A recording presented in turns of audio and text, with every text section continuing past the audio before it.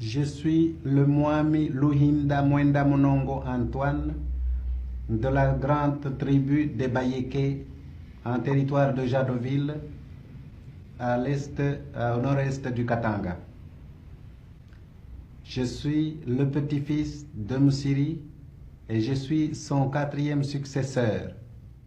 Ce Msiri avait fondé ici au Katanga un grand empire, lequel empire a été détruit après sa mort. Maintenant, il ne me reste plus qu'une grande chefferie, à peu près les 2/3 de la Belgique. Cette chefferie est moins habitée. Elle n'est peuplée que d'environ 22 000 personnes, sur lesquelles j'ai le pouvoir coutumier et le pouvoir administratif. C'est-à-dire, je commande et au nom de la coutume et au nom de l'administration qui m'a reconnu comme chef des Bayéké. Chef, comment se passe une de vos journées de travail? Le chef élu par les grands électeurs, comme en Allemagne, chez nous, ce sont les grands chefs de terre, les sous-chefs qui élisent le chef. Le chef ainsi élu a tous les pouvoirs, le pouvoir législatif, le pouvoir exécutif, le pouvoir judiciaire, mais il ne les exerce pas lui tout seul, il est contrôlé. C'est ainsi que chaque matin, il reçoit les notables à qui il donne ses directives. Chef, je crois que vous avez de nombreux enfants. J'ai eu 12 enfants. Il y en a 5 qui sont morts, il m'en reste 7. Pour ces enfants-là, j'ai consacré tout ce que j'avais comme bien pour qu'ils fassent des études et de bonnes études. C'est ainsi que mon fils aîné est actuellement à l'université de Léopoldville au Lovanium. Il fait ses études de droit. Le deuxième fait ses études secondaires scientifiques à Elisabethville, à l'Institut Saint-Boniface. Ma fille se trouve à Jadoville en 2e primaire, à l'Institut Saint-Sauveur, avec les élèves blanches. Est-ce que vous n'avez pas peur, chef, que vos enfants, et je pense surtout à votre fils aîné qui est à Lovanium, ne s'occidentalisent pas trop? Cela est exact, mais dans les circonstances où nous vivons, il faut bien suivre le mouvement. Sinon, il n'y a pas moyen de vivre. Nous voyons ici, quand nous sommes avec nos amis de Léopoldville, de Kassai, ils sont beaucoup plus habiles, ils sont plus instruits, ils répondent avec beaucoup plus de facilité parce qu'ils sont bien instruits, ils connaissent mieux le français que nous, et c'est ici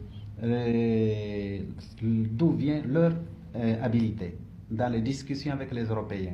Si nous laissons les autres aller en avant, rester toujours avec nos coutumes et sans vouloir nous progresser, nous serons toujours en infériorité. Nous voulons garder nos coutumes, nous voulons protéger nos coutumes, mais tout en les changeant petit à petit en suivant le progrès. Je me présente, je suis Joseph Ngalula, journaliste installé à Léopoldville depuis près de 17 ans. Vous nous dites que vous êtes journaliste, c'est un métier qui n'est pas encore courant au Congo. Est-ce que votre formation vous destinait à exercer cette profession? Eh bien, qu'est-ce que vous avez fait comme études, par exemple? Ma formation ne me permettait sûrement pas d'assumer ces fonctions, mais je vais maintenant vous raconter un peu ma petite histoire. C'est-à-dire qu'à l'époque où j'ai entrepris mes études, et même jusqu'au moment où je les ai terminées, il n'y avait pas encore chez nous des humanités, par exemple. Ça n'existait pas. Donc j'ai fait ce qui existait. Et qu'est-ce qui existait à l'époque? Eh bien, exactement 6 années primaires et puis 2 ou 3 ou 4 années moyennes selon les régions. Mais dans ma région, il n'y avait que 3 années moyennes et puis des écoles professionnelles. J'ai plutôt préféré m'orienter vers les métiers, n'est-ce pas, et plus exactement vers le métier de typographe et des imprimeurs. Et ça vous destinait tout de même un peu au journalisme, ça? Si vous voulez, mais je n'y avais jamais pensé à l'époque, mais voilà que je suis quand même dans le métier finalement. Et maintenant, parlons un peu du plan familial. Vous ne nous avez pas dit votre âge, entre parenthèses. Vous êtes présenté, mais vous avez oublié de nous dire votre âge. Eh bien voilà, j'ai 31 ans, si vous voulez, et je suis marié avec 7 enfants. Ça veut dire 3 garçons, 4 filles. Ça fait 7 problèmes. Ça fait évidemment 7 problèmes différents. Et en plus, évidemment, de ces 2 enfants, j'ai encore 2 autres. De cet enfant, j'ai encore 2 autres enfants, c'est-à-dire mes sœurs. Quand, vous comprenez, quand mes parents sont décédés, ils m'ont laissé la charge de 2 petites sœurs, de deux petites filles que j'ai élevées. Et l'une de ces 2 filles est actuellement aux études en Belgique, exactement à Namur. Est-ce que vous avez des projets déjà pour vos enfants? Bien, écoutez, des projets, c'est très difficile. J'ai, si vous voulez, des souhaits pour mes enfants. Je souhaite, par exemple, que certains de mes enfants deviennent, pour les besoins du pays, des ingénieurs. Et ils en ont les dispositions. Ah, c'est là le problème. Mais en tout cas, il y en a parmi eux qui accusent des prédispositions, n'est-ce pas, pour devenir certainement des ingénieurs ou des docteurs en droit. Mais ce n'est là qu'une présomption de ma part. Encore faut-il que les années à venir précisent si en effet j'ai raison ou pas. Je suis Marcel Liaou, originaire du territoire de Bumba, dans la province de l'Équateur. Et je suis étudiant à l'université de Louvain, étudiant en 3e doctorat en droit et en première licence en sciences économiques. Et je compte, après mon 3e doctorat, préparer une agrégation de l'enseignement supérieur en droit. Bon, tout cela, c'est un bagage universitaire, présent et futur, mais il faut dire que vous avez 29 ans, que vous êtes l'aîné d'une famille de 8 enfants. Et comment êtes-vous, quel a été le cheminement des écoles primaires et secondaires pour arriver à Louvain? J'ai fait mes études primaires à Bumba. Alors ensuite, mes études secondaires au petit séminaire de Bolongo. Alors après cela, j'ai été à l'Ovanium de Kisantu.